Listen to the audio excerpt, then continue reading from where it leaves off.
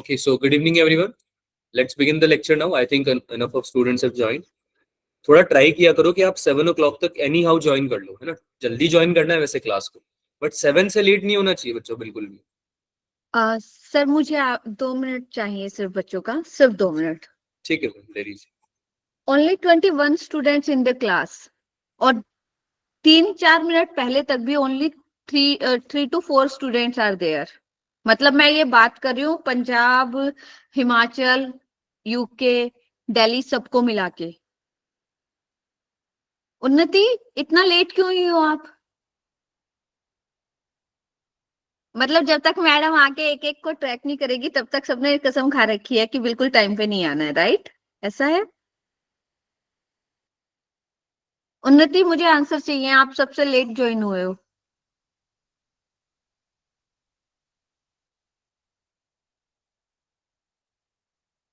उन्नति, आप हो क्लास में?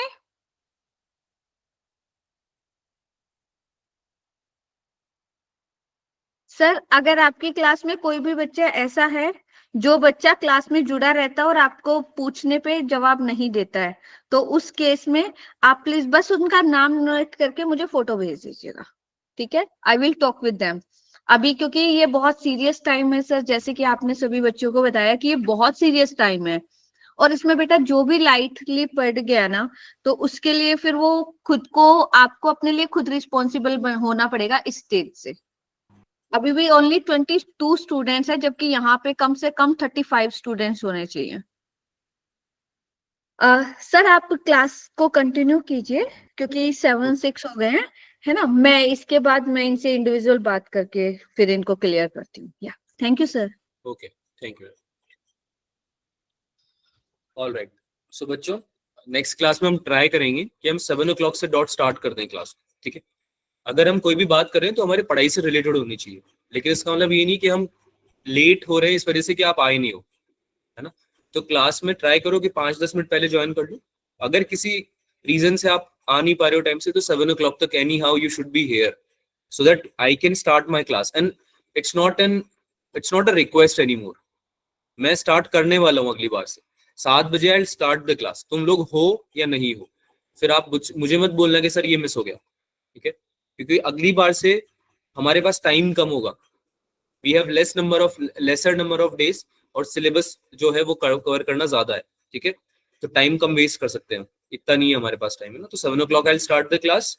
जो भी बच्चे हैं यहाँ पे, मैं उम्मीद करता हूँ कि वो सब तो टाइम से आ जाएंगे, ठीक है? चलो, लास्ट क्लास में हमने क्या किया था, किसी को याद आ रहा है कुछ? I am sharing my screen. Meanwhile आप सोच के बता सकते हो, बिकॉज सबसे मैं क्वेश्चन पूछने वाला हूँ जो भी हमने लास्ट टाइम पढ़ा था.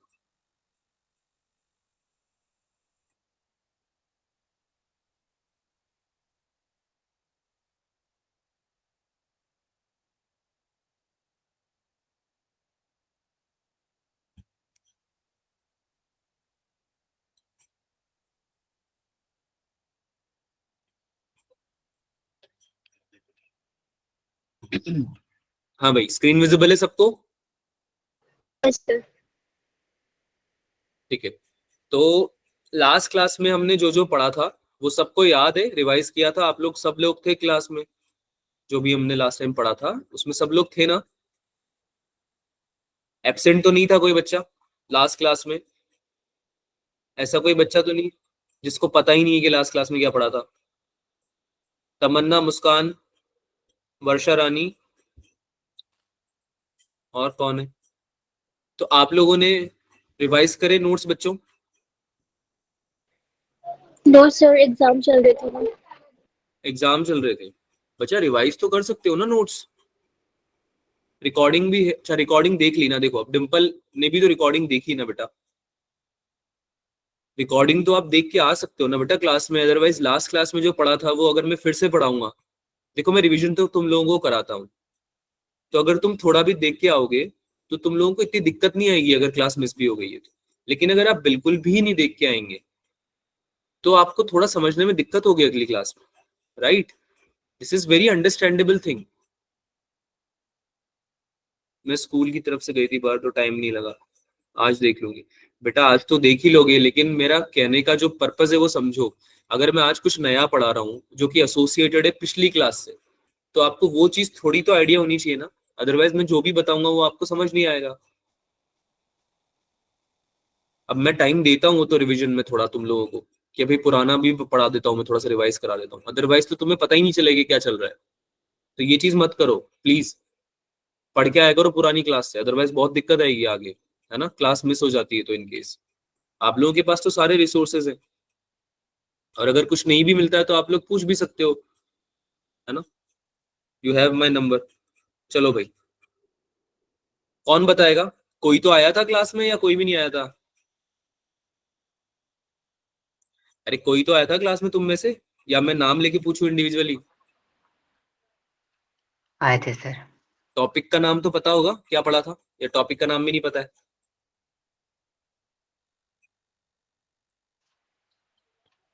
क्या पढ़ा था लास्ट क्लास में, बताओ।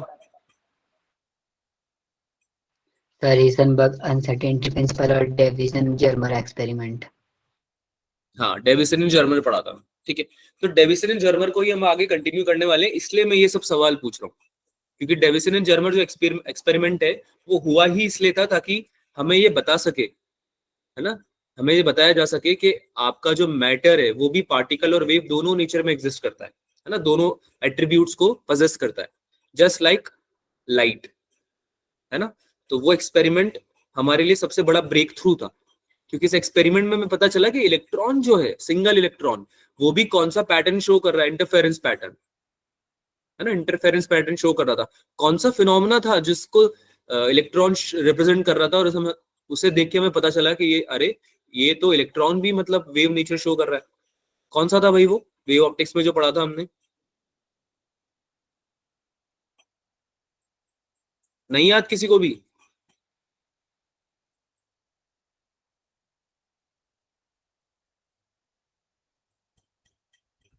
बेटा कौन सा फिनोमेना था जो इलेक्ट्रॉन शो कर रहा था, जिसको देख के हमने बोला कि अरे ये तो वेव नेचर शो कर रहा है, क्योंकि वेव ही शो कर सकती है, ये पार्टिकल नहीं कर सकता। बेटा तुम्हें याद नहीं आ रहा या बताना नहीं चाहते हो? Diffraction, yes. डिम्पल क्लास में आई भी नहीं थी लास्ट टाइम, उसने रिकॉर्डिंग देख के फिर भी मतलब बता पा रही है वो, तो आप लोगों को तो बताना चाहिए जो क्लास में आए थे लास्ट टाइम। बेटा ये अच्छी बात नहीं है, आपके अलावा पता है एक और बैच चलता है, वो लोग आपसे ज्यादा आंसर करते हैं, जबकि हाफ नंबर में है वो आपसे, जितने तुम हो ना उससे आधे लोग हैं वो, फिर भी वो आंसर करते हैं। और आप लोग इंटेलिजेंट भी हो, पढ़ाई भी करते हो, फिर भी आंसर नहीं करते हो इतने ज्यादा होके भी, ये अच्छी बात नहीं है बिल्कुल भी। अगर एग्जाम क्लियर करना है ना तो आंसर देना सीखो, ठीक है। और ये बिल्कुल बेसिक क्वेश्चन है, मैं तुमसे ये थोड़ी पूछ रहा हूँ कि तुम्हारा फेवरेट म्यूजिशियन कौन है, ये तुम्हारा फेवरेट कलर कौन सा है, ये तो काम की बात कर रहे हैं ना, पढ़ाई की बात करें, लास्ट टाइम जो पढ़ा था वो पूछ रहा हूँ। तो ऐसी चीजों के आंसर मिलने चाहिए मुझे, बहुत ज्यादा समझा लिया है मैंने तुम्हें अब, ठीक है, अब और समझाने के लिए टाइम नहीं बचा है, अब तुम्हें बहुत मैं स्ट्रिक्टली बता रहा हूँ ये चीज, जो भी लास्ट क्लास में पढ़ाया जाएगा उसको पढ़ के आओगे आप लोग, और पढ़ के आना मतलब पता होना चाहिए क्या पढ़ाया, ठीक है। और ये बिल्कुल बेसिक क्वेश्चन है, कोई डिफिकल्ट क्वेश्चन नहीं है ये, ठीक है। तो डिफ्रैक्शन शो किया था इलेक्ट्रॉन ने, और ये पैटर्न देख के, इंटरफेरेंस पैटर्न देख के, डिफ्रैक्शन फिनोमेना को देख के हमने बोला, डेविसन एंड जर्मर ने बोला कि इलेक्ट्रॉन पार्टिकल नहीं हो सकता, केवल अगर ये वेव नेचर शो करेगा तो ही डिफ्रैक्शन शो कर सकता है। तो डेफिनेटली इलेक्ट्रॉन जो है वो भी ड्यूअल नेचर शो कर रहा है, जस्ट लाइक क्या, और कौन करता है dual nature show? Light. Light, right, matter के अलावा लाइट भी शो करती है ड्यूअल नेचर, ठीक है। So that's how we got to know about the dual nature of matter, and उसको कंटिन्यू करते हैं आगे, क्योंकि उसके थ्रू हमने ना, सबसे पहले किसने बताया था ये, याद आ रहा है कुछ, कौन थे वो साइंटिस्ट जिन्होंने प्रपोज किया था कि भाई मैटर को भी ड्यूअल नेचर पोजेस करना चाहिए, या मैटर भी है पार्टिकल और वेव दोनों, याद आ रहा है? De Broglie. De Broglie, very good. तो डी ब्रॉगली ने क्या बोला था बच्चों, कि just because there is a symmetry in nature, nature में सिमेट्री है, ये ही एकमात्र रीजन है उनके हिसाब से कि आपका जो मैटर है वो भी जस्ट लाइक लाइट, दोनों नेचर पोजेस करना चाहिए, है ना, बोथ पार्टिकल एंड वेव। और फिर उसको प्रूव किया डेविसन एंड जर्मर ने, हाइजेनबर्ग ने भी इवन, है ना, उन लोगों ने एक्सपेरिमेंट्स किए, तो आपको बताया, हम सबको बताया कि भाई हाँ, डी ब्रॉगली एकदम सही बात बोल के गए, ठीक है। तो इसको हम थोड़ा सा रिवाइज करेंगे, आज वाली क्लास में थोड़ा इसका जो प्रोग्रेशन है आगे उसको भी पढ़ेंगे हम। इसका प्रोग्रेशन जो है वो ब्रैग्स लॉ है, जिसके थ्रू मैथमेटिकली समझते हैं इस एक्सपेरिमेंट को और पता करते हैं बेसिकली जो हमारा डिफ्रैक्शन हो रहा है ना उसमें कंस्ट्रक्टिव और डिस्ट्रक्टिव इंटरफेरेंसेस का वैल्यू निकालना सीखेंगे, ठीक है। So before I jump on to that I am reminding you that it's a very important topic. अभी ये खत्म नहीं हुआ है, इसके 3 पार्ट हैं, ठीक है।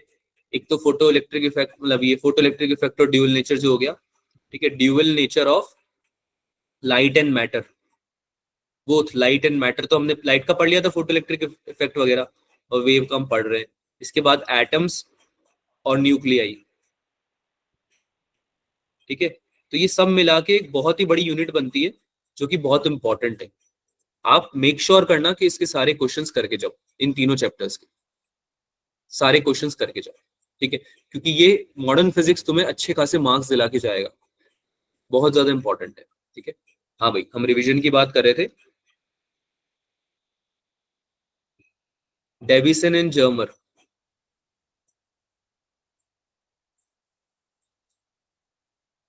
इन्होंने एक्सपेरिमेंट कंडक्ट किया था, याद आ रहा है ना, इलेक्ट्रॉन गन थी एक, यस सर। है ना, इलेक्ट्रॉन गन, जिसके थ्रू इन्होंने इलेक्ट्रॉन को प्रोजेक्ट किया था। फिर उन्होंने एक एक्सेलरेटर लिया था हाई वोल्टेज का, याद आ रहा है, हाई वोल्टेज का, ये लो वोल्टेज पे था, और एक हाई वोल्टेज का एक्सेलरेटर लिया था जिसके थ्रू क्या हो रहा था, ये एक्सेलरेट हो रहा था इलेक्ट्रॉन, यस सर। और जाके निकल क्रिस्टल पे इंसिडेंट हो रहा था। निकल क्रिस्टल लिया था, याद है, यस सर। निकल क्रिस्टल क्यों लिया था, क्योंकि शार्प एजेस होती है, शार्प एजेस। अरे डिफ्रैक्शन याद आ रहा है ना, bending of light at sharp edges, है ना। तो भाई शार्प एजेस होगी तभी तो बेंडिंग होगी लाइट की, यस या नो, है ना। Yes sir. डिफ्लेक्ट किया। अब जो ये डिफ्लेक्शन था इसको कैच करने के लिए तुमने क्या लगा दिया, एक मूविंग डिटेक्टर,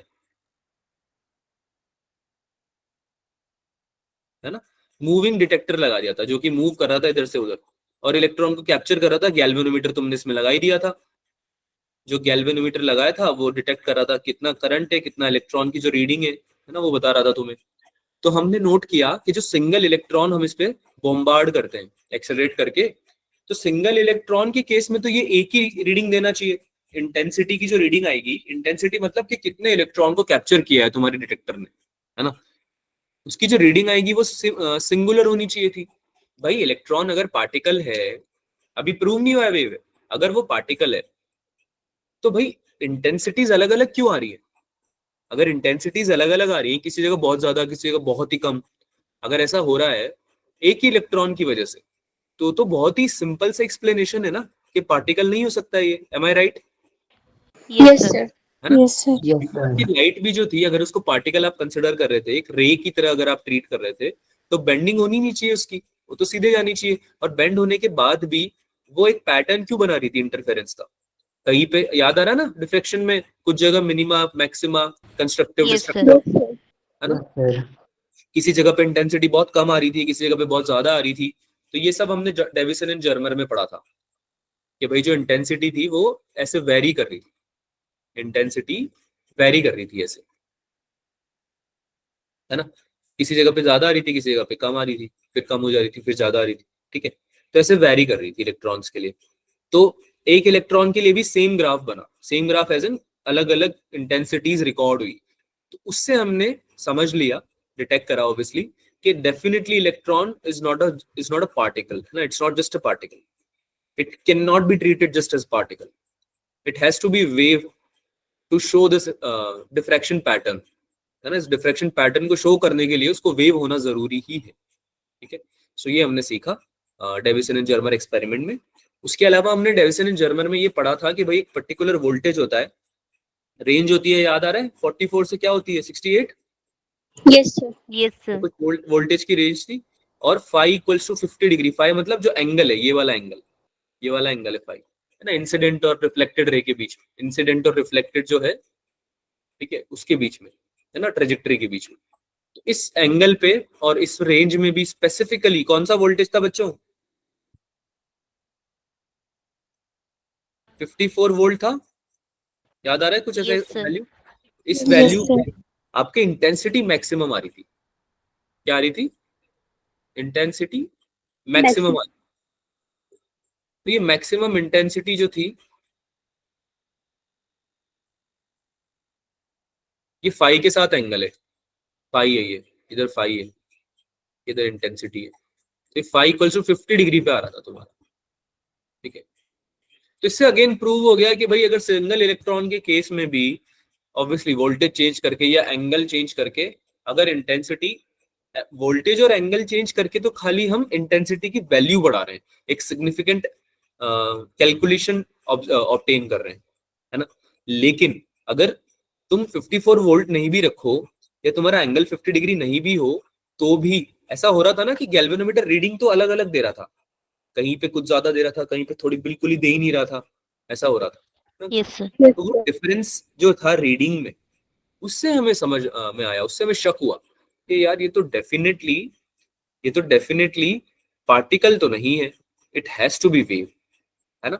तो वहां से हमने क्लियर किया कि अरे अगर इलेक्ट्रॉन वेव नेचर शो कर रहा है तो मतलब पार्टिकल्स वेव नेचर शो करते हैं, यानी कि मैटर भी वेव नेचर शो करनी चाहिए, जो कि सबसे पहले किसने बताया था? डी ब्रॉगली ने। सबसे पहले किसने बताया था? डी ब्रॉगली ने। अब डी ब्रॉगली ने एक फॉर्मूला दिया था लैम्डा का, क्या था वो फॉर्मूला? एच अपॉन पी था क्या? Yes sir. Yes, sir. है ना। तो डी ब्रॉगली के हिसाब से अगर आप देखो, इलेक्ट्रॉन का मास आप निकाल सकते हो, मोमेंटम होगा ना mv, Yes, sir. यस मास आप निकाल सकते हो, मास ऑफ इलेक्ट्रॉन, और जिस स्पीड से आप इसको प्रोजेक्ट कर रहे हो वो भी आपको पता है क्योंकि आपने ही प्रोजेक्ट किया है ना इसको, स्पीड ऑफ इलेक्ट्रॉन, है ना। और h की वैल्यू तो पता है, ये प्लैंक्स कांस्टेंट है ये तो। Yes, yes sir. सर। तो इन सारी चीजों को रख के तुमने डी ब्रॉगली ने एक वैल्यू निकाली। डी ब्रॉगली ने क्या निकाला? एक वैल्यू निकाली जो कि आपका कितना था? ऑलमोस्ट 0.167 इसके अराउंड था, Yes, sir. 167 अप्रोक्सीमेटली एमस्ट्रॉन्ग में अगर आप लो तो, ठीक है, इतनी अप्रोक्सीमेटली वैल्यू आ रही थी, राइट। तो एक सिंपल सी बात करते हैं, अगर डी ब्रॉगली का ये formula lambda equals to H upon P जो वैल्यू दे रहा है, अगर हमारे एक्सपेरिमेंट से भी लैम्डा की वैल्यू लगभग इतनी ही निकल जाए, ध्यान से सुनना मेरी बात, अगर एक्सपेरिमेंट से भी इतनी निकल जाए तो डी ब्रॉगली की बातें सही हो जाएगी क्या?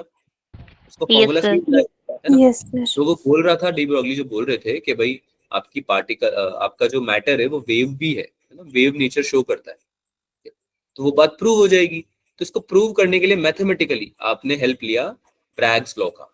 किसका हेल्प लिया बच्चों? ब्रैग्स लॉ का, ठीक है। तो वो सब हम करने वाले हैं, ब्रैग्स लॉ से हम स्टार्ट करेंगे हमारी क्लास को। रिवीजन बता रहा था, अभी तक जो हमने पढ़ा हुआ है वो बता रहा था मैं आपको, ठीक है। So will do that before, let's practice few questions. Last मतलब जो आपके एग्जाम में जो क्वेश्चन आए वो प्रैक्टिस कर लेते हैं कुछ, ठीक है, क्योंकि हमारा रूटीन है ना ये, एग्जाम के बाद हम प्रैक्टिस करते हैं। तो लेट्स प्रैक्टिस फ्यू क्वेश्चंस। आप लोगों को सामने क्वेश्चन प्रेजेंट है, इसको सॉल्व करो जल्दी से।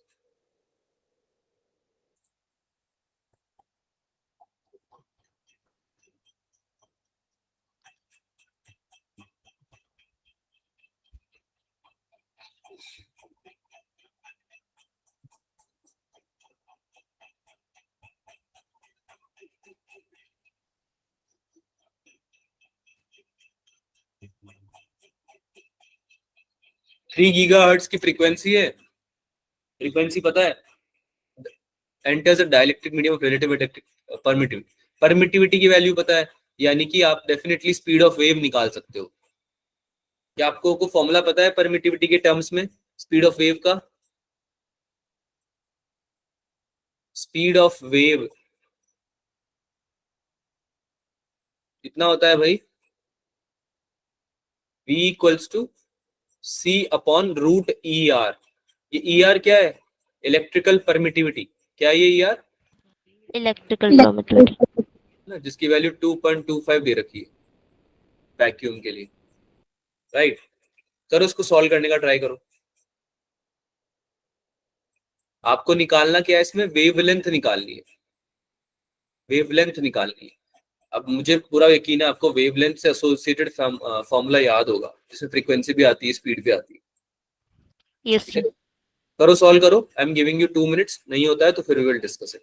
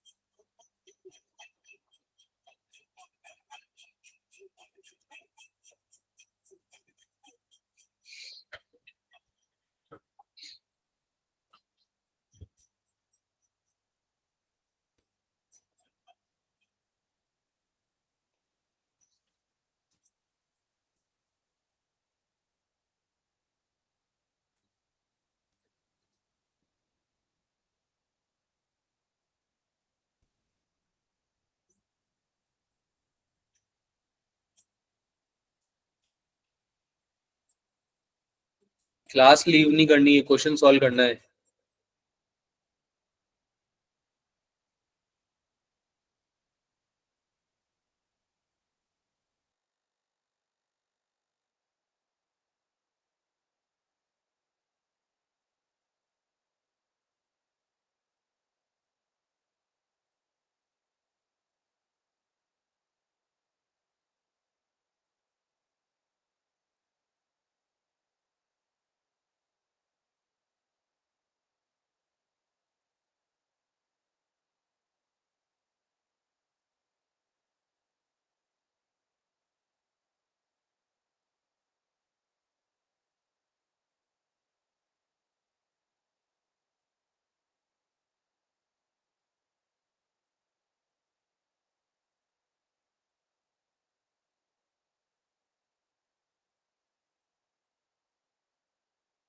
अगर नहीं आ रहा तो आप डिस्कस भी लिख सकते हो चैट में बेटा।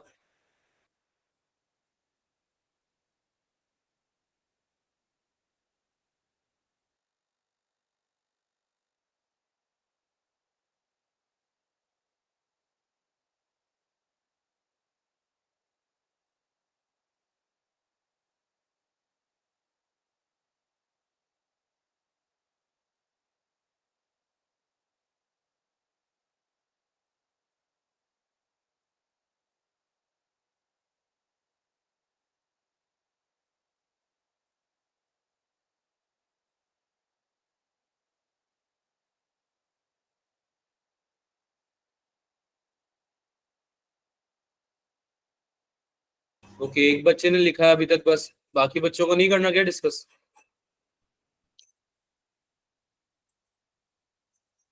बाकी सबका आ गया आंसर?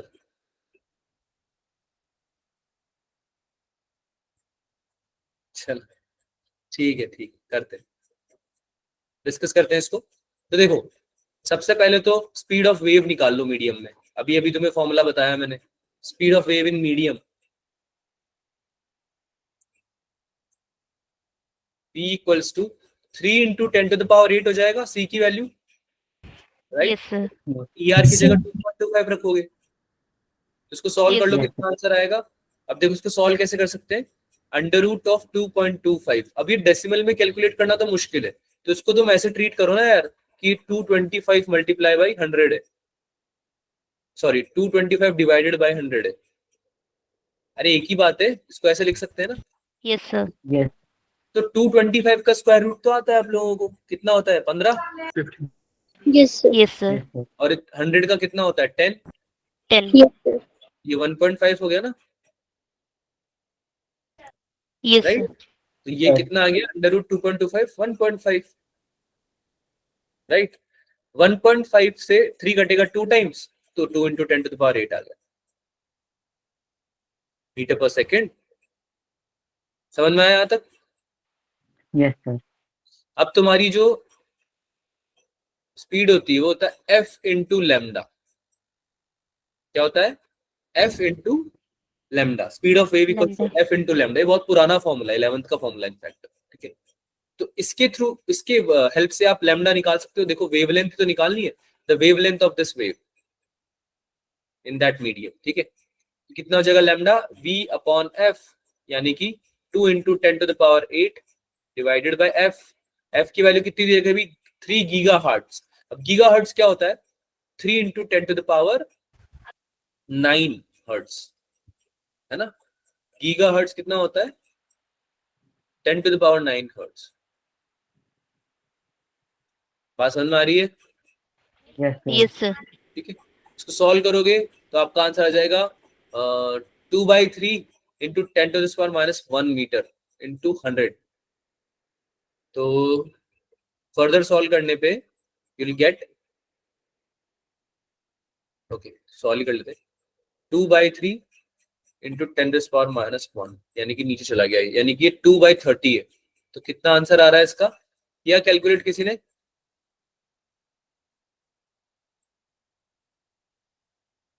मेरी आवाज आ रही है बच्चों? Yes, sir. सर बताओ ना कितना आंसर आ रहा है?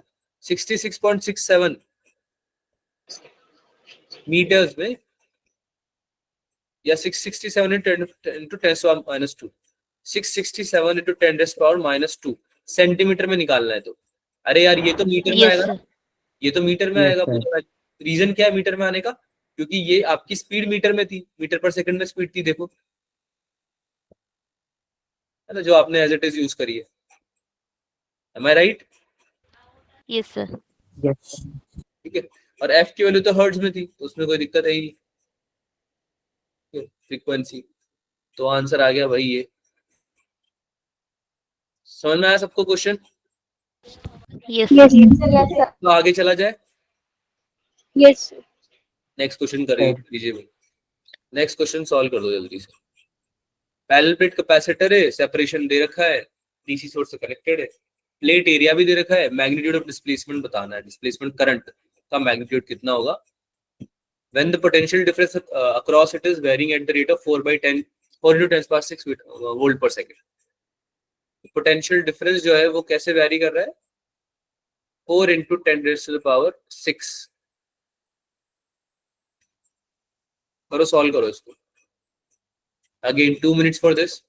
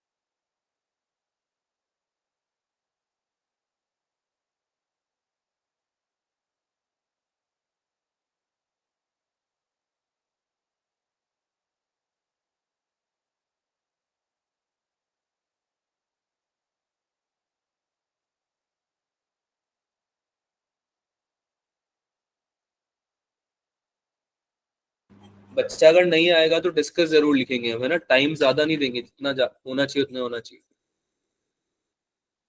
ओके महक, अगर आप क्लास में हो तो यू कैन गो.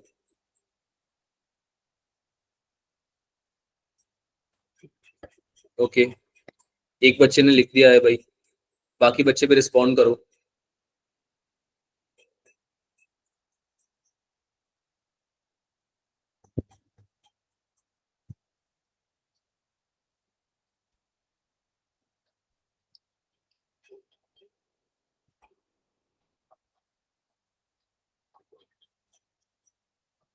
ठीक है डिस्कस करते हैं.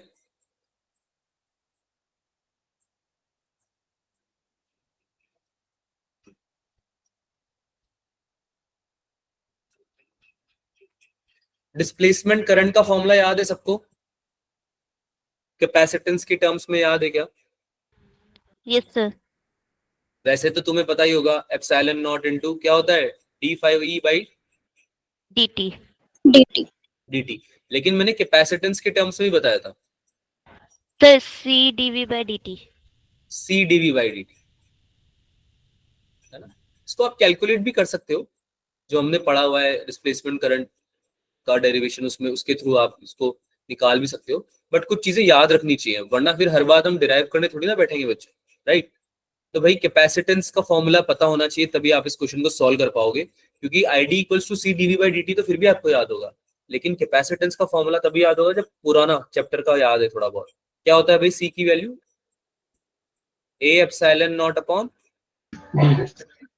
डी, है ना, multiply by D V by D, यही होगा डिस्प्लेसमेंट करंट, है ना, यही पूछ रहा है हमसे। तो भाई अब तो देखो सारी चीजें दी हुई है तुम्हें। ए की वैल्यू कितनी है? 60 सेंटीमीटर स्क्वायर, यानी 10⁻⁻⁴। अरे समझ में आया कैसे आया? Yes, sir. 1 metre equals to 10⁻²2 centimetre, तो 1 metre square 1 centimetre equals to 10⁻² metre, तो 1 सेंटीमीटर स्क्वायर कितना हो गया? 10⁻⁴ मीटर, ठीक है। 60 इंटू 10⁻⁴ हो गया, मल्टीप्लाई बाई एप्सिलॉन नॉट की वैल्यू याद है? नहीं याद? 8.85 into 10 raised to power minus 12. Very good. और सेपरेशन कितना दिया हुआ है? 2 mm, 2 mm, तो 2 mm मतलब कितना हो गया? 2 इंटू 10⁻³ मीटर। यहाँ तक क्लियर है ना? अच्छा, dV बाई dt यानी कि पोटेंशियल डिफरेंस कितना चेंज हो रहा है टाइम के साथ में, तो देखो दिया हुआ है ये भी, potential difference Yes, across sir. Is varying at the rate of 4 into 10⁻⁶। अब इस सब को आपको सॉल्व करना है, इस सब को आप जब सॉल्व करेंगे तो आपका एक आंसर निकल के आएगा खूबसूरत सा। क्या आएगा भाई? 1.062 इंटू 10⁻⁴ एम्पियर।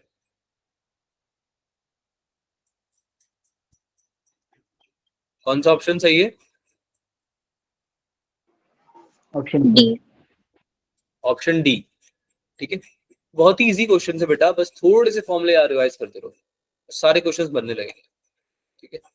एक और लास्ट क्वेश्चन करते हैं ईएम वेव पे, देन वी विल, ये टेस्ट के ही क्वेश्चंस है बाय द वे सारे।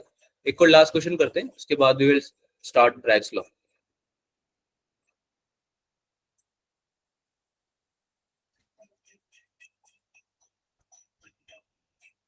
बहुत ही इजी क्वेश्चन है ये वाला, ये तो कर दो सब लोग जल्दी से, वैसे तो टेस्ट में भी जाना चाहिए था आपसे ये। स्पीड ऑफ ईएम वेव की वैल्यू क्या होती है भाई? एप्सिलॉन नॉट के टर्म्स में और म्यू नॉट के टर्म्स में। चलो मुस्कान का, डिंपल का आंसर आया है।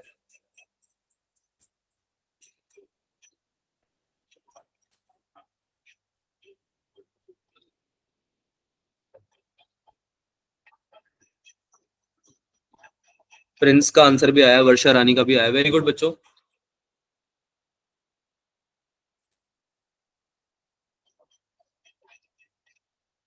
बहुत बढ़िया, चलो डिस्कस करते हैं इसको।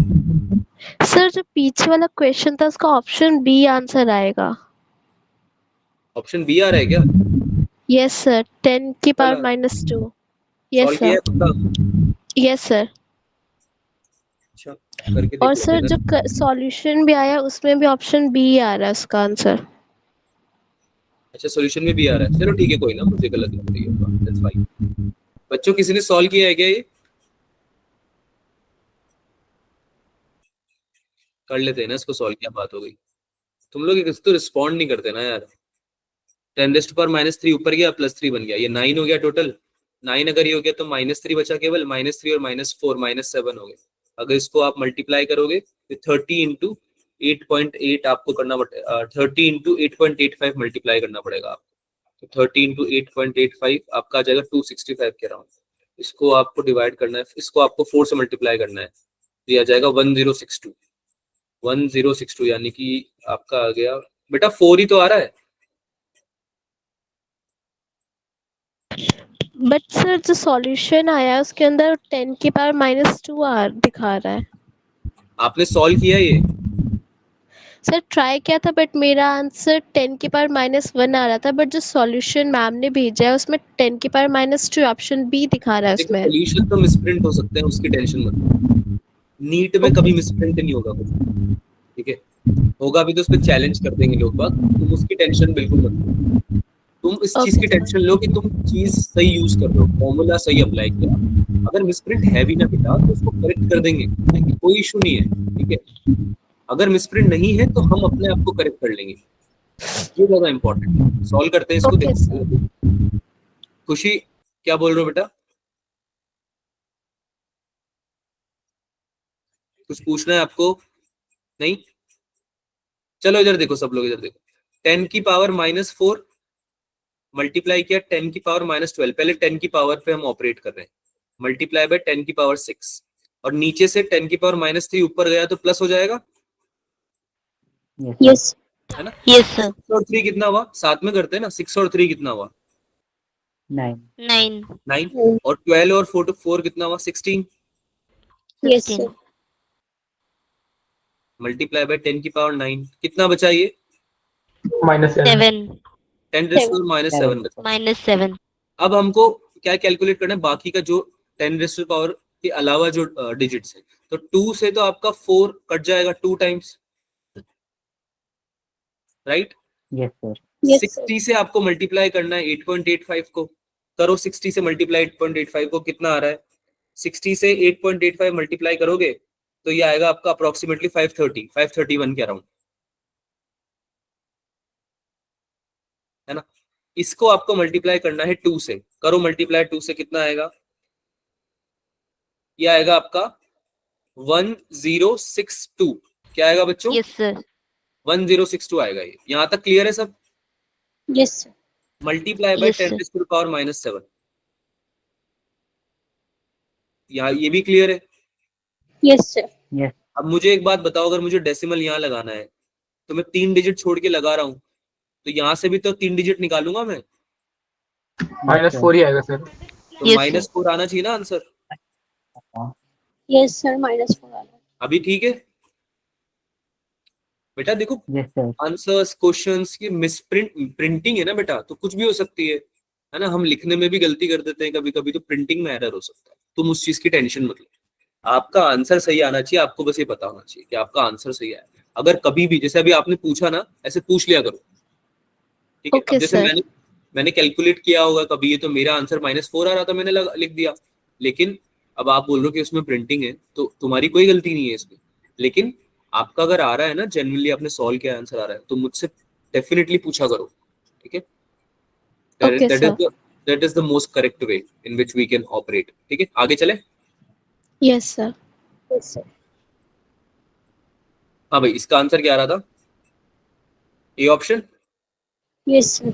Yes, sir. Yes, sir. Speed of EM wave, speed of EM wave क्या होती है, c equals to 1/√μ0 into epsilon naught, ये फॉर्मूला बताया था Yes, मैंने। sir. म्यू नॉट की वैल्यू कितनी होती है, 4 pi into 10⁻⁷, Yes, Yes, sir. sir. और एप्सिलॉन नॉट की कितनी होती है, 8.85 into 10⁻12, Yes, sir. Right? Units पता है इनकी, टेस्ला मीटर पर एम्पियर, और एप्सिलॉन नॉट की वैल्यू यूनिट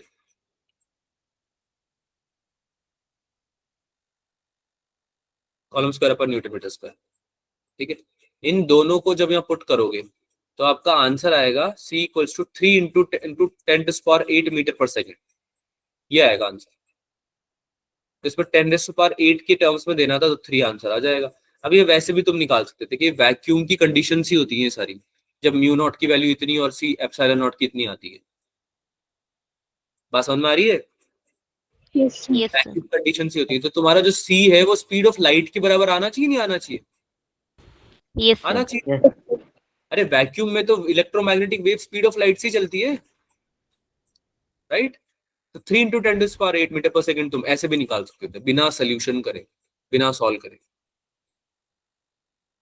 क्योंकि 4 पाई इंटू 10⁻⁷ को मल्टीप्लाई करके कैलकुलेट करना थोड़ा डिफिकल्ट है, तो थोड़ा सा दिमाग लगाओ और आंसर निकाल लो। आगे चले। Yes, sir. Yes, sir. किसी को कोई डाउट, कोई समस्या? No, sir. नहीं? तो कुछ क्वेश्चंस हैं जो कि मैंने इसमें पीपीटी में डाले हुए हैं, आपको वो प्रैक्टिस करना है खुद से। ईएम वेव्स के टेस्ट पेपर्स के क्वेश्चंस ही है, अगर आपसे नहीं होते हैं तो आप मुझे जरूर बताएंगे। काफी इजी क्वेश्चंस है, हो जाने चाहिए वैसे, पर नहीं होते हैं तो बताना, ठीक है भाई? आगे कंटिन्यू करें या कुछ किसी को पूछना है? Continue. कंटिन्यू करते हैं ब्रैग्स लॉ, है ना। तो हमने अभी तक पढ़ा, फिर से वापस चले जाओ, डेविसन एंड जर्मर पे चले जाओ, डेविसन एंड जर्मर पे चले जाओ। हमने पढ़ा था, कहाँ गया, स्क्रीन विजिबल है ना बच्चों? Yes, sir. Yes, sir. तो हम पढ़ रहे थे, उसको कलर चेंज कर देते हैं ताकि थोड़ा आइडिया रहे कि अब क्या कर रहे हैं।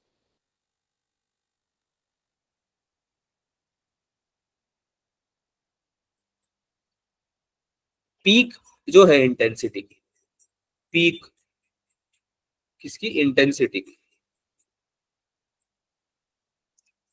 किस चीज की इंटेंसिटी? इलेक्ट्रॉन की, एट एंगल फाइव, है ना, जो कि 50 डिग्री आ रहा था, राइट। तो पीक क्या होती है भाई? कंस्ट्रक्टिव इंटरफेरेंस होती है क्या पीक? अरे यार, Yes, sir. भूल गए तुम लोग, भूल गए ना बेटा। कंस्ट्रक्टिव इंटरफेरेंस होता था, याद करो, जहां पे बनता Yes, था sir. मैक्सिमा, मैक्सिमा बनता था वो कंस्ट्रक्टिव पे। डिस्ट्रक्टिव पे कभी मैक्सिमा बनेगा क्या? डिस्ट्रक्टिव पे कभी तुम्हें No, इंटेंसिटी sir. मिलेगी क्या किसी चीज की? नहीं मिलेगी।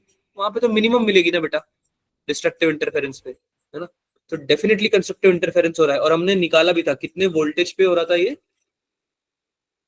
54 वोल्ट पे हो रहा था maximum. Yes, sir. Yes, sir. नहीं याद आ रहा,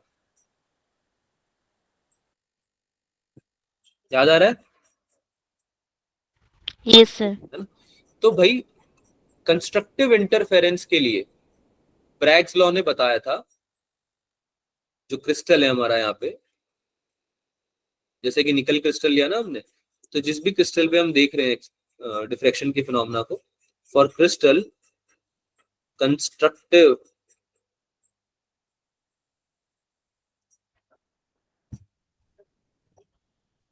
इंटरफेरेंस, ब्रैग्स लॉ ने बताया था, ब्रैग साइंटिस्ट थे ऑब्वियसली, तो उन्होंने बहुत ही बढ़िया मैथमेटिकल प्रूफ दिया था। इसको उन्होंने बताया कि जो 2D साइन थीटा है वो किसके इक्वल आना चाहिए? एन लैम्डा के। याद आ रहा है कुछ? अरे याद आ रहा है, मैक्सिमा के लिए ऑर्डर होता था इसका कुछ, N equals to Yes, 1 sir. 2 3 4। Maxima के लिए यही होता था ना इंटरफेरेंस में, एन Yes, प्लस sir. 1/2 होता था उसके लिए, डिस्ट्रक्टिव के लिए, और कंस्ट्रक्टिव के लिए एन लैम्डा का मल्टीपल होना चाहिए। पाथ डिफरेंस, अरे यार भूल गए तुम सब। इसमें डी क्या है?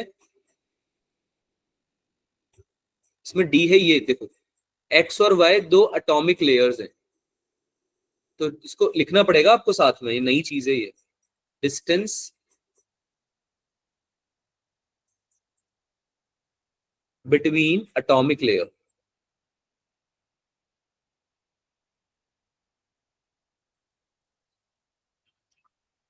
ठीक है, दो एटॉमिक लेयर्स के बीच का डिस्टेंस है। ठीक है, तो हमारी जो बेसिकली इंसिडेंट हो रहा है इलेक्ट्रॉन या लाइट या जो भी, जिससे भी हम एक्सपेरिमेंट कर रहे हैं, ठीक है, उसकी बात हो रही है कि दो अलग अलग एटॉमिक लेयर्स पे जब वो इंसिडेंट होकर रिफ्लेक्ट हो रहा है ना, तो पाथ डिफरेंस कितना आ रहा है, क्योंकि पाथ डिफरेंस के बेसिस पे हम निकाल सकते हैं क्या चीज? वेवलेंथ। अरे यार भूल गए तुम। अगर इंटरफेरेंस या डिफ्रैक्शन के हेल्प से अगर तुम किसी तरह वेवलेंथ की वैल्यू निकाल दो, तो क्या तुम्हारा वेव नेचर प्रूव हो जाएगा? इससे पहली बात तो Yes, sir. Yes, wave nature sir. पहले भी प्रूव हो गया है मैटर का। अब ये इलेक्ट्रॉन की बात हो रही है सारी, ये लाइट की बात नहीं हो रही है, इलेक्ट्रॉन ने शो किया है ये डिफ्लेक्शन, है ना। तो अगर इलेक्ट्रॉन के केस में आप ब्रैग्स लॉ का यूज करके या इंटरफेरेंस का यूज करके आप अगर ये बता दो कि भाई इसकी वेवलेंथ की जो वैल्यू है वो ऑलमोस्ट सिमिलर आ रही है डी ब्रॉगली ने जो बताई थी उसके, ध्यान से सुनना मेरी बात। हम एक्सपेरिमेंट कर रहे हैं ये कंसिडर करके कि मैटर एक वेव है, इलेक्ट्रॉन एक वेव है ना, और उसकी कुछ ना कुछ वेवलेंथ होगी, और सिंस वो इंटरफेरेंस या डिफ्रैक्शन जैसे फिनोमेना शो कर रहा है, तो वो फॉलो करेगा रूल्स, सारे फॉर्मूलाज और रूल्स जो कि लाइट कर रही थी वेव ऑप्टिक्स में, हाँ या ना, Yes, sir. Yes, sir. है ना। Yes, sir. तो अगर हमने प्रूव कर दिया मैथमेटिकली कि जो वैल्यू आ रही है इससे वेवलेंथ की, इससे, है ना, डिफ्रैक्शन के फिनोमेना से, इंटरफेरेंस के फिनोमेना से, वो डी ब्रॉगली वाली वेवलेंथ के बराबर आ रही है, कहीं ना कहीं सिमिलर आ रही है, बराबर आ रही है। तो ये प्रूव हो जाएगा ना कि डी ब्रॉगली सही बोल रहे थे, इलेक्ट्रॉन भी एक वेव की तरह बिहेव करता है, या मैटर बेसिकली इलेक्ट्रॉन वेव की तरह बिहेव करता है ना, ड्यूअल नेचर पोजेस करता है। ठीक है, तो इसको प्रूव करते हैं मैथमेटिकली। अच्छा, ये जो थीटा है, साइन थीटा वाला थीटा जो है, ये क्या है? Angle between incident wave and atomic layer, इसको भी नोट करना पड़ेगा। Angle between incident wave and atomic layer.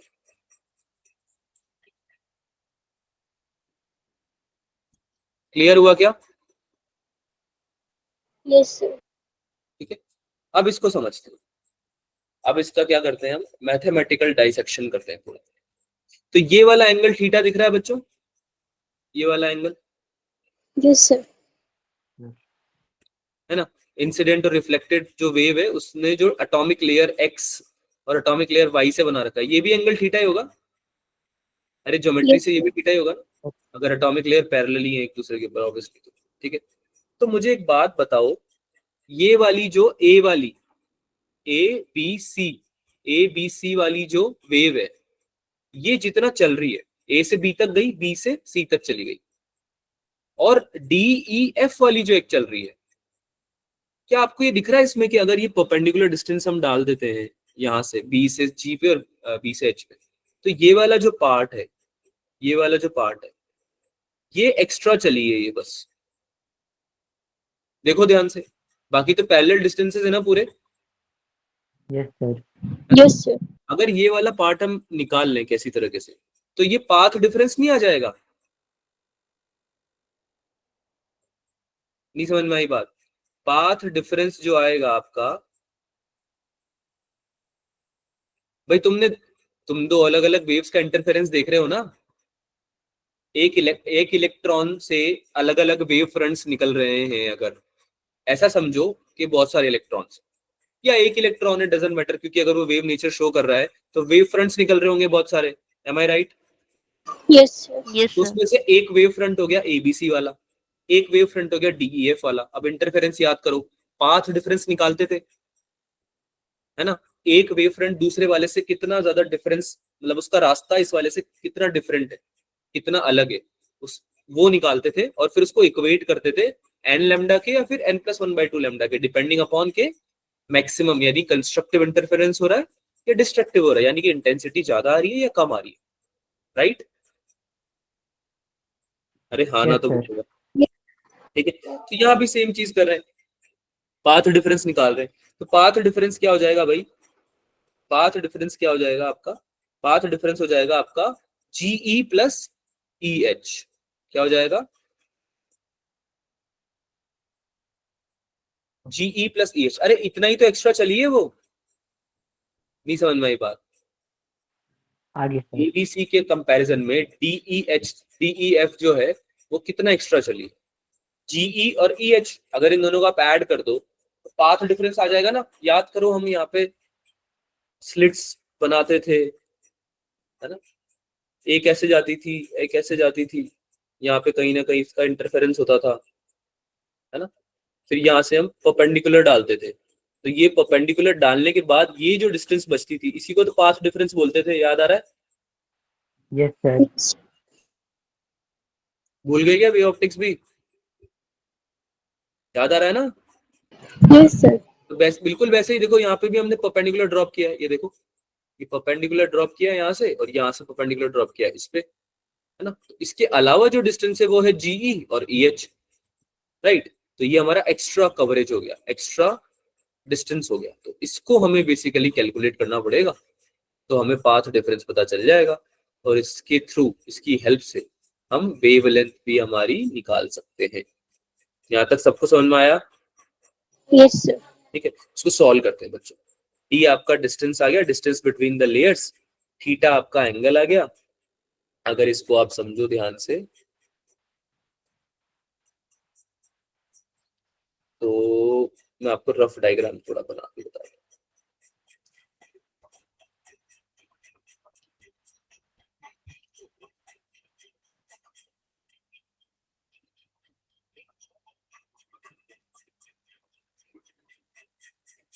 ये हो गया थीटा,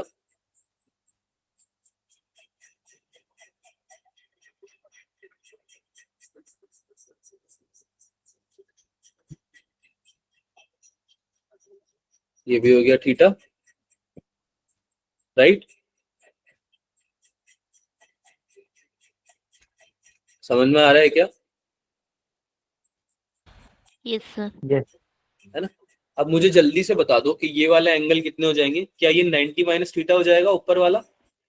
Yes, sir. sir. ये वाला 90 माइनस थीटा हो जाएगा क्या बच्चों? ये Yes, sir. दोनों, और यहाँ से हमने परपेंडिकुलर डाल ही रखा है दोनों जगह पे, यहाँ से परपेंडिकुलर डाल ही रखा है ना? तो ये डिस्टेंस कितनी हो गई? ये वाली डिस्टेंस कितनी हो गई? डी हो गई क्या? Yes, sir. ये वाली डिस्टेंस तो डी है ना, distance between the atomic layers तो डी है, राइट? Yes, sir. तो अगर मैं ए बी की वैल्यू लिखना चाहूँ, ए बी की वैल्यू ध्यान से समझना, ए बी बोल रहा हूँ, उसमें ए बी आपको पता ही नहीं क्या है, ये वाला पॉइंट, सॉरी ए बी नहीं, जी ई, जी और ई, जी ई ये वाला जो डिस्टेंस है, ये वाला जो डिस्टेंस है, ठीक है। तो मुझे देख के बताओ क्या जी ई की value T cos 90 minus theta होगी क्या? Yes, sir. कैसे पता चला? यस सर तो बोल दिया, कैसे पता चला? जी यहाँ पे डिस्टेंस टी है ना। कॉस थीटा क्या होता है? Base upon hypotenuse, Yes, sir. Base upon hypotenuse. Base क्या है? जीई। यार ये ट्राइंगल देखो ना यार, ये वाला तुमने परपेंडिकुलर ड्रॉप किया, ये तुम्हारा जीई है ना? और ये तुम्हारा जो डिस्टेंस है ये डी है क्या? ये वाला वर्टिकल डिस्टेंस है ना? और ये एंगल कितना है? बेस एंगल 90 माइनस थीटा है क्या अंदर वाला एंगल? Yes, sir. है ना? तो जीई तुम्हारा बेस हो गया, और हाइपोटेनस क्या होगा? परपेंडिकुलर के सामने वाला डी हो गया। तो जीई बेस हो गया और हाइपोटेनस क्या हो गया? डी। D. ये कितना है? कॉस थीटा के बराबर। थीटा कितना है यहाँ पे? 90 माइनस थीटा। अंदर वाला एंगल तो 90 माइनस थीटा है ना? आया ना? है ना? तो G E equals to D cos 90 minus theta नहीं हो गया क्या? बोलो हो गया? हो गया सर, Yes, sir. है ना? तो सेम तरीके से बी सी ई एच कितना हो जाएगा? डी इंटू कॉस, बेटा सेम हो जाएगा। क्या हो जाएगा? सेम। निकाल के देख लो, भले ही नहीं मानो तो मेरी बात। Yes sir. राइट? तो पाथ डिफरेंस कितना हो जाएगा? जीई प्लस ई एच कितना हो जाएगा? Delta x. 2 टाइम्स नहीं हो जाएगा क्या? Yes. समझ में आ रहा है? Yes, sir. तो डेल्टा एक्स या पाथ डिफरेंस आपका 2d साइन थीटा हो जाएगा क्या? कॉस 90 माइनस थीटा कितना होता है? Sin theta. पक्की बात? समझ में आ रहा है? Yes, sir. Yes, sir. ठीक है। अब कंस्ट्रक्टिव इंटरफेरेंस के लिए हमें पता है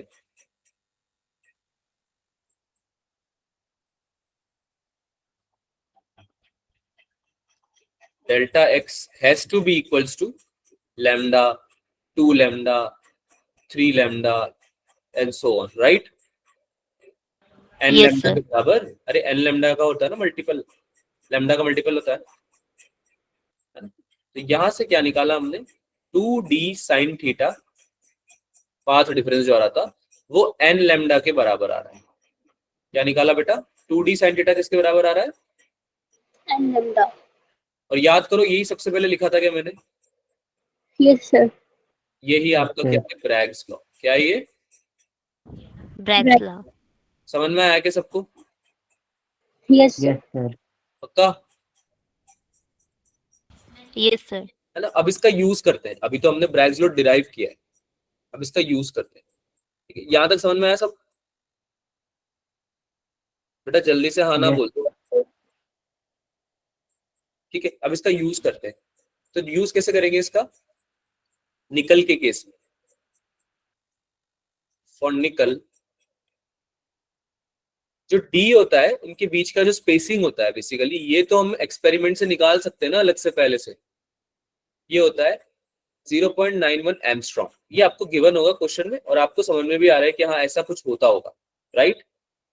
कुछ भी हमें पता होगा ना एक्सपेरिमेंटल वैल्यू जो होती होगी, वो तो हमें जो एग्जामिनर देगा वही मानेंगे ना।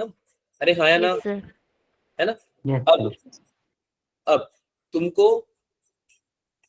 थीटा डिफाइन करना है कि भाई थीटा की वैल्यू कितनी आ रही है, कैसे निकालो।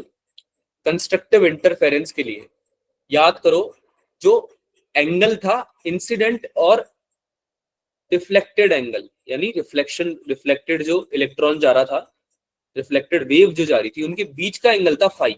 ये याद आ रहा है? Yes, sir. Yes, sir. अरे यार भूल गए तुम। ऐसे इंसिडेंट इलेक्ट्रॉन आया, निकल के ऊपर प्रोजेक्ट हुआ और फिर यहाँ से टकरा के निकल गया था वापस, उसको कैच कर रहे थे ऐसे डिटेक्टर से। Yes, sir. तो इन दोनों के बीच का एंगल फाई होता है, ऐसा बोला था मैंने, Yes, sir. Yes, sir. है ना। yes, sir.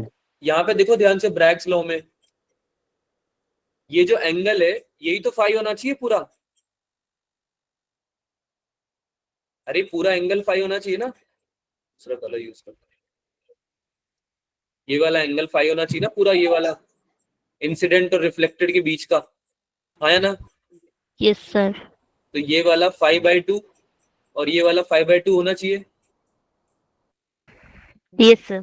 अगर बीच में नॉर्मल ड्रॉ कर दूं तो, है ना, बाइसेक्टर ड्रॉ कर दूं तो 5/2 होना चाहिए। अब ध्यान से देख के बताओ, क्या थीटा प्लस 5/2 90 डिग्री है? क्या थीटा प्लस 5/2 90 डिग्री है? Yes, sir. देखो ना यार, यहाँ से बहुत एविडेंटली दिख रहा है। तो theta plus 5/2 equals to 90 degree नहीं दिख रहा है क्या तुम लोगों को? Yes, sir. दिख रहा है. Yes, sir. है ना। तो इसी चीज को हम यहाँ पे यूज कर रहे हैं, थीटा प्लस 5/2 ना आ गया भाई 90 डिग्री, राइट।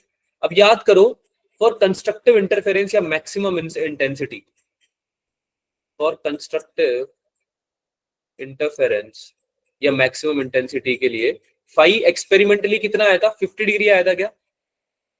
Yes, sir. नहीं याद आ रहा? अरे आया था ना बेटा, Yes, sir. है ना। तो यहाँ पे देखो, इसको पुट कर दो, थीटा प्लस 50/2, थीटा प्लस 50/2 यानी 25 equals to 90 degree. Yes, sir. है ना, इसको इसमें पुट किया है हमने बेसिकली। तो थीटा कितना आ गया मेरा, जल्दी से बताओ कैलकुलेट करके।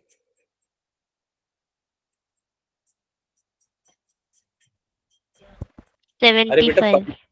पढ़ने वढ़ने में इंटरेस्ट है किसी का? Sir, 32 75 degree. 75 आ रहा है क्या बेटा? क्या बात कर रहे हो? सना, प्रिंस, कोमल, खुशी, अभिषेक, मुस्कान, आंसर नहीं करना है क्या एक भी क्वेश्चन का? पूरी क्लास निकाल ली तुमने बिना आंसर करे। अरे क्या चल रहा है यार, ये तुमको आंसर नहीं करना है क्या? बिल्कुल क्लास में ध्यान नहीं है, मैं चला जाता हूँ, फिर क्यों पढ़ा रहा हूँ? खुद को पढ़ा 60 आएगा. बेटा, यूट्यूब पे नहीं पढ़ा रहा हूँ मैं कि आप व्यूज दे रहे हो मुझे आके। यहाँ पे आपका करियर है, ये थोड़ा सा सिंसियर और सीरियस हो जाओ अब।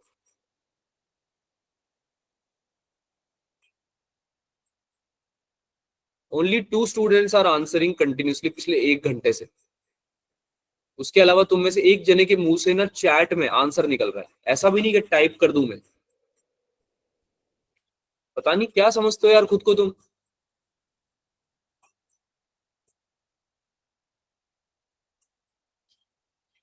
नाइनटी माइनस 25 डिग्री हो जाएगा 65 डिग्री। कितना हो जाएगा? 65. 65. तो थीटा की वैल्यू निकल गई है हमारी। अब थीटा की वैल्यू निकल गई तो उसका करें क्या? थीटा की वैल्यू का क्या करेंगे? ब्रैग्स लॉ में पुट करेंगे। सही बात है। ब्रैग्स लॉ हमें Yes, बता sir. रहा था Yes, sir. Relation between theta और लैम्डा, वेवलेंथ निकालने के लिए हेल्प कर रहा था ब्रैग्स लॉ हमारी, है ना। वेव ऑप्टिक्स में जो हमने पढ़ा था इंटरफेरेंस, उसके हेल्प से। ठीक है, तो पुट करके देखते हैं यहाँ पे कितना हो जाएगा। 2d sin थीटा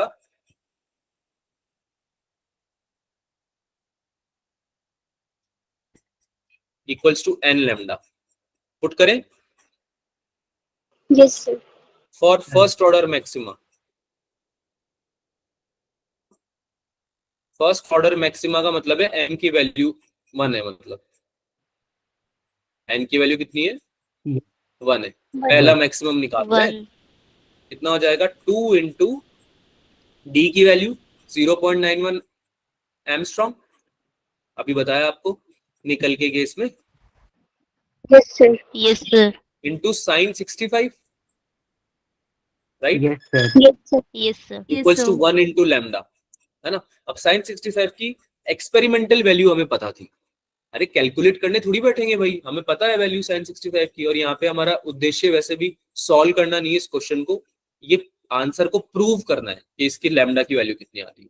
तो आप कैलकुलेट करके देख लेना if you don't believe me, but after solving this you get the answer lambda approximately equals to 1.65 angstrom. कितना आ रहा है भाई,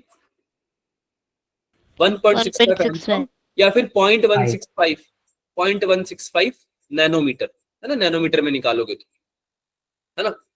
ये आ रहा था आपका एक्सपेरिमेंटली रिजल्ट, किसका रिजल्ट था ये, एक्सपेरिमेंटल रिजल्ट। ये डी ब्रॉगली ने नहीं बताया है, कंफ्यूज मत होना, डी ब्रॉगली वाला रिजल्ट नहीं है ये हमने खुद ने एक्सपेरिमेंट किया ना, जो इंटरफेरेंस के साथ में। अरे समझ में आ रही है, डेविसन इन जर्मर और ब्रैग्स लॉ की हेल्प से जो हमने निकाला है, Yes, Yes, sir. sir. वो निकला है ये 1.65 angstrom. From the solution electron diffraction measurements, the wavelength of matter waves was found 0.165 nanometer या 1.65 angstrom. The de Broglie wavelength lambda associated with electron for V equals 54 volt is d। अब देखो समझो, ये तो निकला एक्सपेरिमेंटली, है ना, और ये वाला, ये फर्स्ट वाला, ये सेकंड है, ये वाला हमने डी ब्रॉगली ने जो हमें फॉर्मूला बताया था, याद करो, थ्योरेटिकल फॉर्मूला बताया था ना, 1.227 अपॉन रूट वी पढ़ा था हमने, h अपॉन पी का जो दूसरे वर्जन्स थे, है ना, दूसरे तरीके थे निकालने के डी ब्रॉगली वेवलेंथ के, तो उसमें हमने पढ़ा था 1.227 अपॉन रूट वी भी। तो यहाँ पे हमने v की जगह 54 रख दिया, क्योंकि यही वोल्टेज है जिसपे हमें मैक्सिमम मिली थी इंटेंसिटी, कंस्ट्रक्टिव इंटरफेरेंस हो रहा था, है ना। उसको पुट करके देखा तो लैम्डा की वैल्यू कितनी निकल के आई बच्चों, 0.167. अब बताओ क्या ये ऑलमोस्ट सेम नहीं है 0.165 नैनोमीटर के?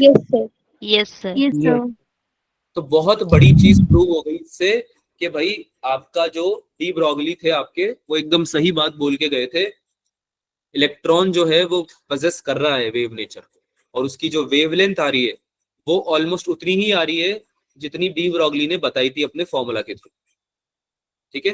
And that's how we have proved it, the dual nature of matter. क्या कुछ पल्ले पड़ा किसी को? Yes, sir. Yes, sir. पक्की बात? Yes, sir. Yes, sir. चलो फिर कुछ क्वेश्चंस करते हैं, then will wrap up the class.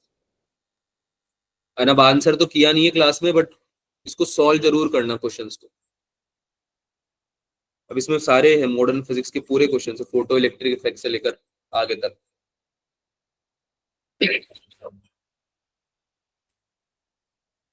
2 minute मिलते हैं सबको, ट्राई करो। सॉरी।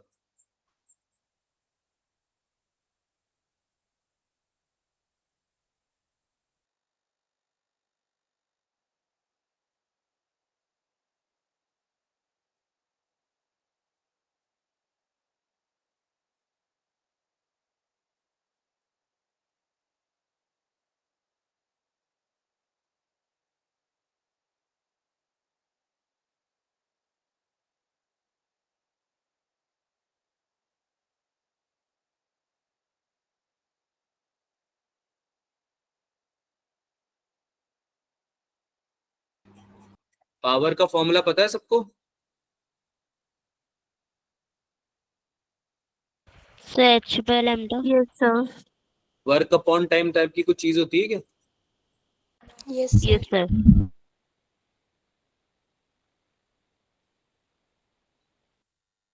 देखो कहीं ना कहीं कुछ ना कुछ बैठ रहा है क्या इससे?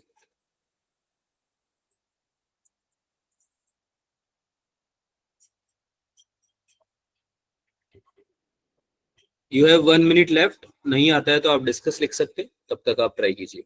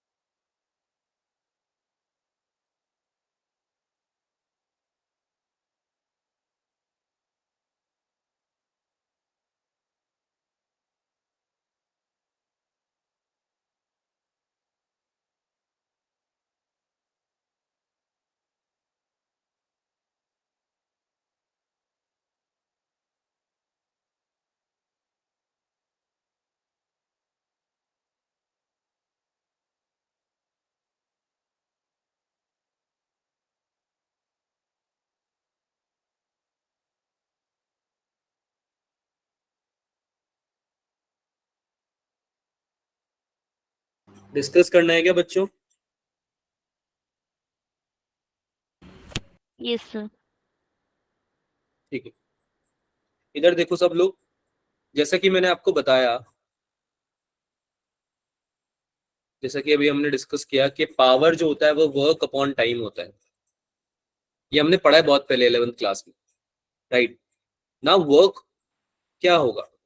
Number of photons multiply by energy. अरे वर्क Yes, तो यही sir. होगा ना, Yes, sir. कितने फोटॉन्स हैं multiply by energy of photons. Work और एनर्जी ऐसे तो रिलेट करते हैं हम, और नीचे टाइम तो आ ही रहा है।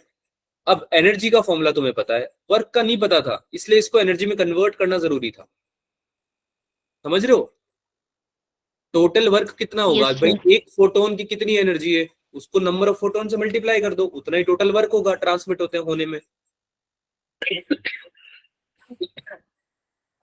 सॉरी, समझ में आ रही बात? Yes, sir. ठीक Yes, है, sir. तो n into H C upon lambda multiply by T, ये हो जाएगा क्या? Yes sir. है ना? Yes, sir. वैल्यूज पुट कर दो अब तो। अच्छा, इसकी वैल्यू तुम्हें दे रखी है क्या? पावर 1 किलोवाट पावर, हाँ 10⁻³ मतलब किलोवाट मतलब क्या हुआ? 10⁻³ 10 की पावर 3। है ना, इसकी वैल्यू दे रखी है। और तुमसे पूछ रहा है how many number of photons emits, यानी एन की वैल्यू पूछ रहा है तुमसे। तो क्या क्या रख दोगे भाई? एच की वैल्यू पता है 6.6 into 10⁻³ Yes, 32. Minus yes sir. 34। सी की Yes, वैल्यू sir. पता है 3 इंटू 10⁸ डिवाइडेड बाय लैम्डा दे रखा है क्या? Wavelength Yes, sir. 198.6 मीटर्स में दे रखा है, तो कोई दिक्कत ही नहीं है। मल्टीप्लाई बाय टाइम, 1 सेकंड में पूछ रहा है, पर सेकंड, तो टाइम भी दे रखा है कितना? 1 सेकंड। 1. ठीक है, इक्वल्स टू 10⁻³। अब सॉल्व कर लेना इसको। थर्ड ऑप्शन आ रहा है सर। हाँ, एन की वैल्यू आएगी आपकी 10⁻30। हो जाएगा बच्चों सॉल्व, या करूं? हो हो जाएगा जाएगा सर. सर। हो जाएगा क्वेश्चन सर. समझ में आया? Yes, question sir. समझ में आया? Yes, sir. Yes sir. एक फोटोन का अगर हमें पता है एनर्जी, तो number of photons total multiply करते हैं, तो टोटल हमें हमारी क्या निकल जाएगी? वर्क डन निकल जाएगा हमारा, कि कितना वर्क हुआ है टोटल नंबर ऑफ फोटॉन्स को ट्रांसमिट करने में, राइट। और उसी वर्क को हम पर यूनिट टाइम निकाल लेंगे, तो वो पावर हो जाएगी भाई। पावर यही तो होती है, work done per unit time. तो पढ़ा हुआ है हमने 11th क्लास में, है ना? चलो भाई, इस बात पे एक और क्वेश्चन कर दो। इस बात पे एक और क्वेश्चन कर दो। 1 kilo electron volt, 1 kilo electron volt photon की वेवलेंथ बता रहे, कितनी? 1.24 इंटू 10⁻⁹ मीटर। फ्रीक्वेंसी बता दो 1 मेगा इलेक्ट्रॉन वोल्ट। किलो और मेगा में खेलना चाहता है हमारे साथ, देखते हैं कर पाते हो क्या आप।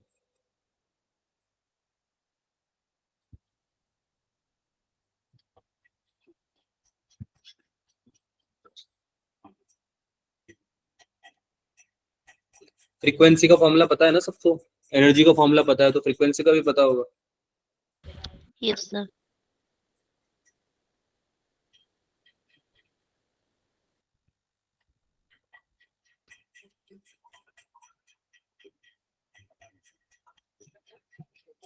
वन किलो इलेक्ट्रॉन वोल्ट क्या लग रहा है, क्या चीज है ये? एनर्जी तो है ये, Yes, sir. Yes, sir. Energy तो है ये, नहीं? तो वेवलेंथ का यूज है क्या इस क्वेश्चन में?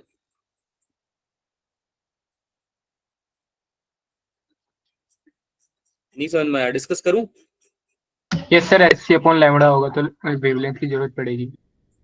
पड़ेगी जरूरत, चलो ठीक है, ले लो जरूरत फिर।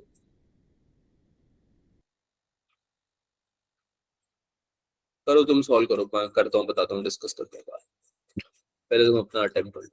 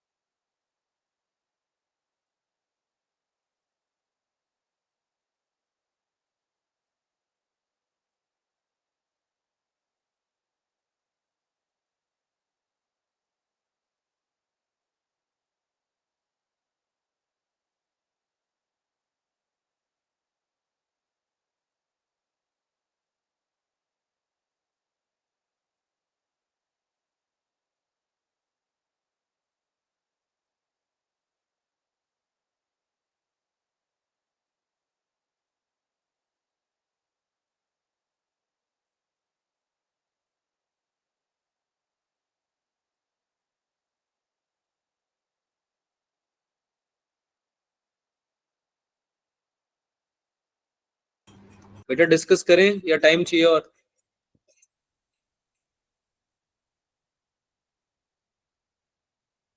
Discuss. करें डिस्कस। Yes, sir. ठीक है, इधर देखो, एनर्जी होती है एच न्यू फ्रीक्वेंसी की टर्म में, और एच सी अपॉन लेमडा होती है वेवलेंथ के टर्म में, राइट? अरे हाँ ना तो बोल दो यार, Yes, है ना? sir. अब यहाँ पे तुमसे फ्रीक्वेंसी पूछा जा रहा है, एनर्जी दे रखी है, एच की वैल्यू तुम्हें पता है, तो तुम्हें लेमडा क्यों चाहिए? वाई? कट हो जाएगा सर वो। हाँ, क्या हो जाएगा?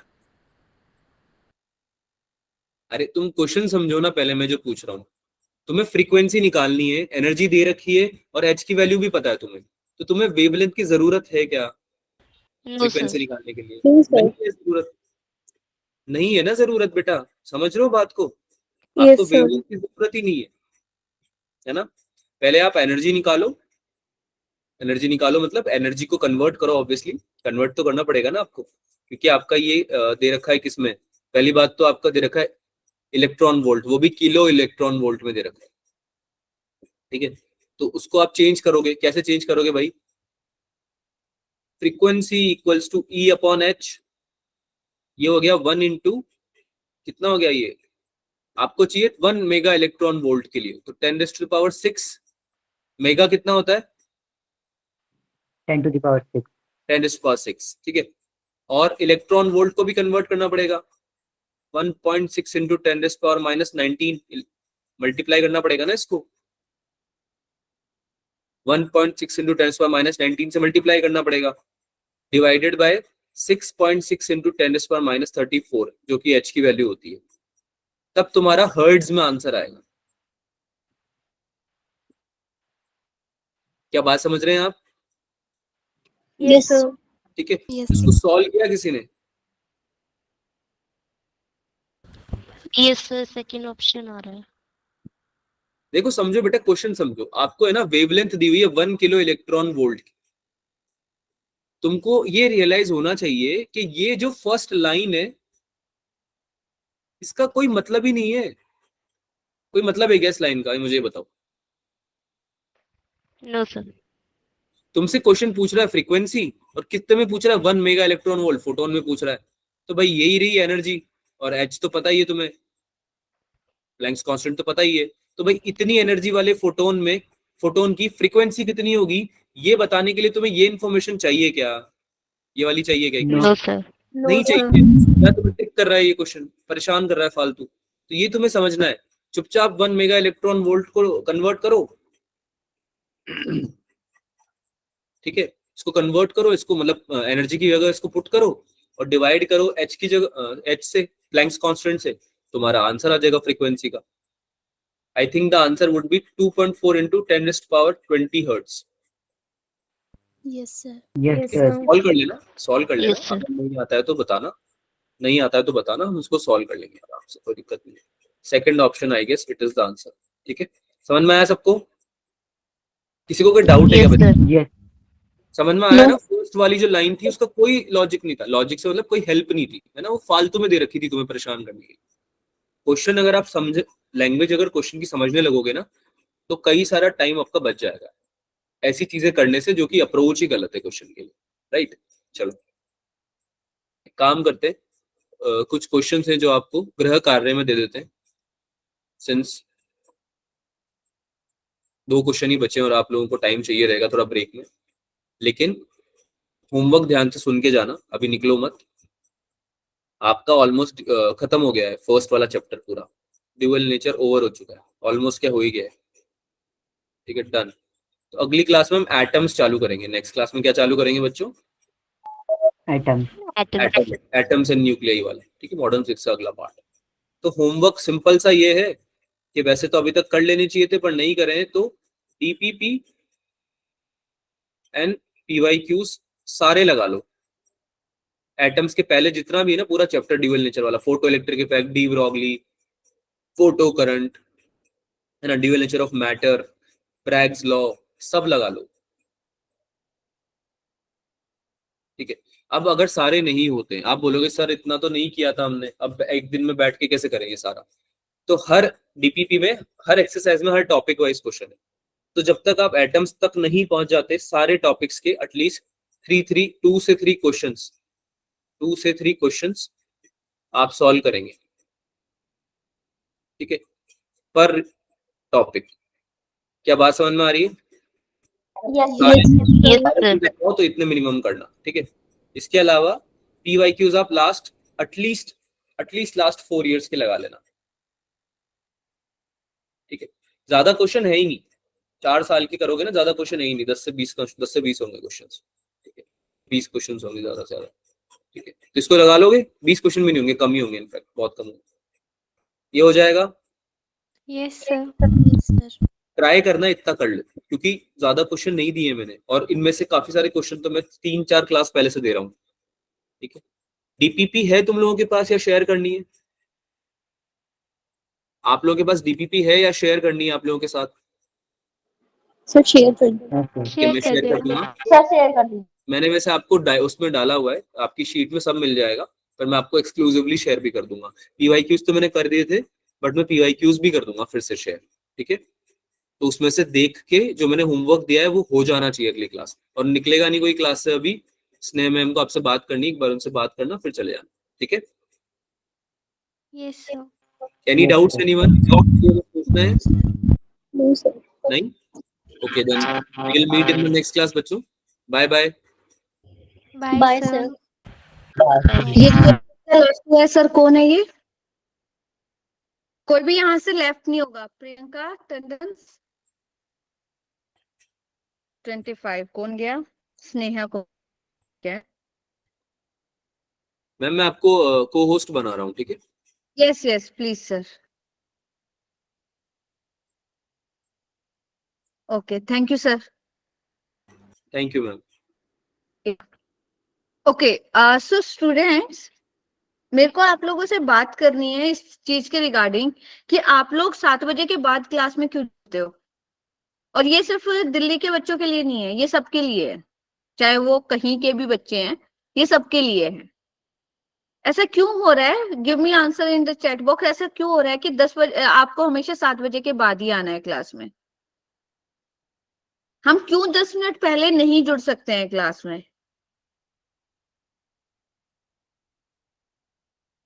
बताओ मुझे जरा। मुस्कान, दीप्ति, पीयूष, सबसे लेट आए हो तुम। मैम मैं तो जल्दी आई थी, टाइम पे आई थी क्लास में, सबसे पहले तो मैं ही आई थी। अरे मतलब मैंने तुम्हारा नाम अलग तरीके से लिया था। एनीवे, पीयूष सबसे लेट तुम आए थे, रीजन दो मुझे। घर पे नहीं था तो आने में 5 मिनट लेट हो गया था। अच्छा, और भी बाकी सबका सेम ही रीजन होगा। मैम मैं टाइम पर आ रही हूँ, आज मुझे थोड़ा सा लेट हो गया। ठीक है, सब बाहर गए थे, वाह। ठीक है, और कुछ? मैम टाइम पे आई थी। अरे जो टाइम पे आए थे उसका तो दिक्कत ही नहीं है, मुझे पता है 5 बच्चे टाइम पे थे, जिसमें अभिषेक, दीप्ति और वो भी थे। अंशिका थी, हम्म, डिम्पल थी। हाँ आई नो, आज लेट हो गया। देख बेटा, मैं साफ बता रही हूँ, 12th क्लास, अब जरा थोड़ा सा ना अपनी चीजों को थोड़ा सीरियस ले लो। बहुत सीरियस टाइम है ये आप लोगों के लिए, उतना ही सीरियस जितना कि ना वो होते हैं ना जो बिल्कुल वेंटिलेटर पे लेटा हुआ मरीज होता है ना, वो वाले लेवल पे। इतना सीरियस लेना है आपको, ठीक है बच्चे? एक तो ना, 1 मिनट रुकेगा, 1 सेकेंड।